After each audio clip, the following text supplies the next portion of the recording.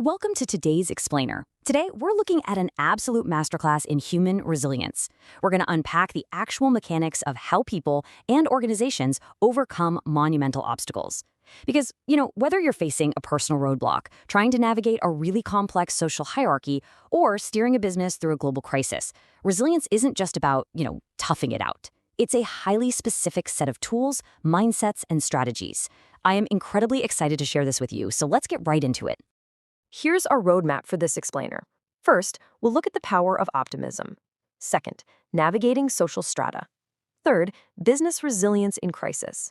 And finally, the psychology of risk.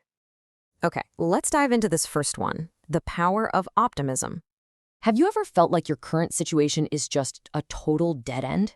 To understand true individual resilience, we have to look at the visceral, true story of Gardner. So he was training to work on Wall Street, right? But he had no money, no home, and a toddler to care for. Picture this. One night, with literally nowhere to sleep, he takes his 2-year-old son into a subway station bathroom, locks the door, and spreads a thin blanket on the cold tile floor. When someone knocked, he held his foot against the door, holding it shut, while tears streamed down his face, absolutely desperate not to wake his sleeping child. That locked door became Gardner's defining symbol. But when asked later how he actually endured this, he didn't give some magical formula. He just said, "We were homeless, not hopeless." This ethos was actually a raw survival lesson instilled by his mother. Gardner grew up in Milwaukee in a home filled with chaos and a violent stepfather. But his mom taught him a harsh, yet incredibly liberating truth. The cavalry ain't coming. You can only depend on yourself.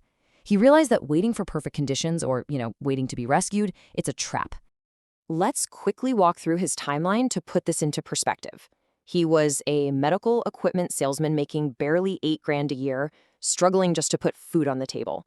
But one day, he sees a guy in a red Ferrari and simply asks him, "What do you do and how do you do it?" That single question sparked a fire. Gardner took an unpaid training program at Dean Witter. Even while homeless, he was the first one in the office and the last one to leave, banging out an astonishing 200 cold calls a day. That's just sheer willpower and, presumably, a whole lot of stale office coffee. And his relentless drive paid off big time. Out of 20 trainees, he was the only one hired. By 1987, starting with just $10,000 in capital, he founded his own brokerage firm, Gardner Rich, which eventually managed millions. He absolutely refused to let his current circumstances dictate his final destination. Moving right along to Section 2, Navigating Social Strata.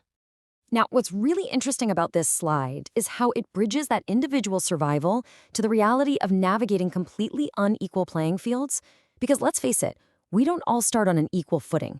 So how do individuals build resilience when the very structures around them are unequal?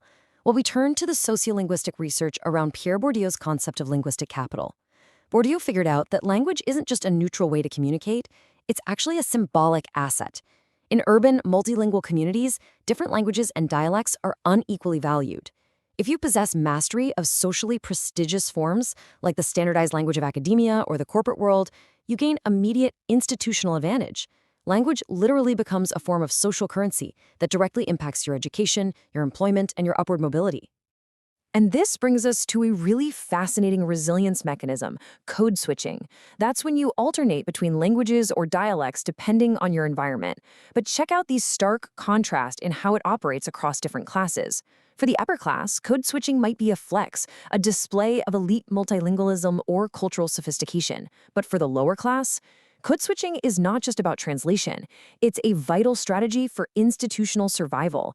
It takes intense cognitive and emotional labor to shift towards dominant codes in formal settings just to avoid linguistic profiling and discrimination, all while maintaining local dialects at home to signal community solidarity. It's a brilliant, highly necessary adaptation to navigate tricky power structures and carve out pathways for social mobility. And this brilliantly illustrates our third topic, Section 3, Business Resilience in Crisis.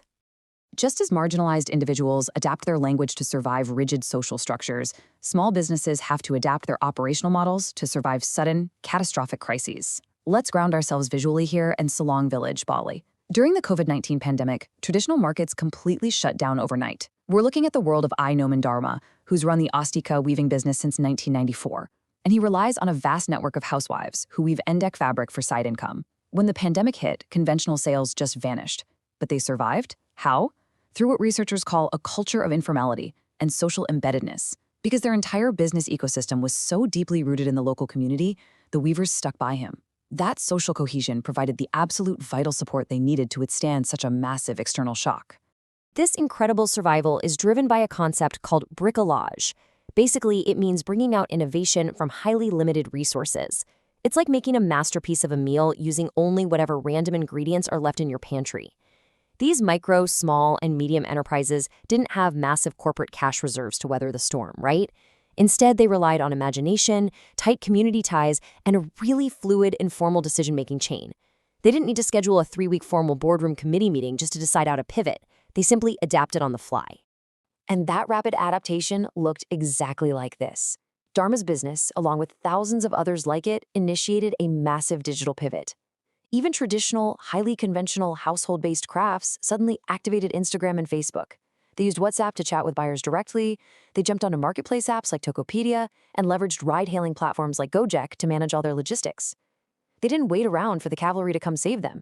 They used the digital tools right in their pockets to rebuild their entire distribution network practically overnight. Let's move to and see how this builds into our fourth and final section, the psychology of risk. Okay, so we've looked at individual grit, social adaptation, and business agility. But what is actually happening inside our brains under this kind of intense pressure? How do we emotionally process stress when we're trying to make decisions?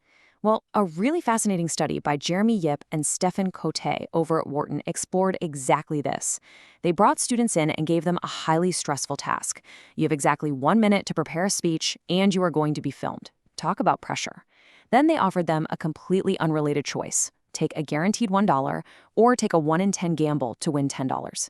Notice the striking difference in the data here. People with low emotional intelligence took the risk only 16.7% of the time.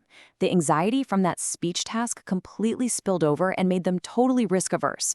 But those with high emotional intelligence, they took the risk 48.3% of the time. Why? Because they were able to realize that the stress of the speech had absolutely nothing to do with the math of the gamble. The secret sauce here is compartmentalizing. It's a psychological defense mechanism where a person separates dissonant feelings or thoughts. Having high emotional intelligence doesn't mean you don't feel stress or fear. Of course you do. It means you can isolate those negative emotions. You identify exactly what is stressing you out, and you allow other unrelated factors in your life to stand on their own merits, without letting anxiety contaminate every single choice you make. I want to offer this directly to you because you can literally use this today. When you're feeling overwhelmed, you can manually de-bias your own decisions using this 3-step framework from the Wharton study. Just ask yourself, 1, how do I feel right now? Actually name the emotion. 2, what is causing me to feel that way? Pinpoint the exact source. And 3, is this feeling actually relevant to the decision I need to make right now? I mean, if you're stressed about an argument you had at home, it really shouldn't impact a strategic business pivot at work, right? Emotions carry data, for sure. But not all of that data is useful for the task directly in front of you.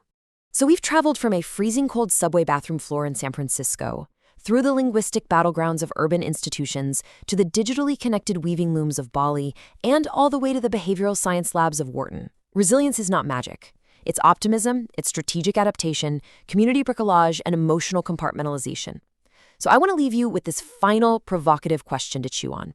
What is the single door you need to hold shut today? And more importantly, how will you adapt your mindset and your strategies to finally open it? Thank you so much for watching this explainer, and I truly hope this toolkit empowers you on whatever path you're walking today.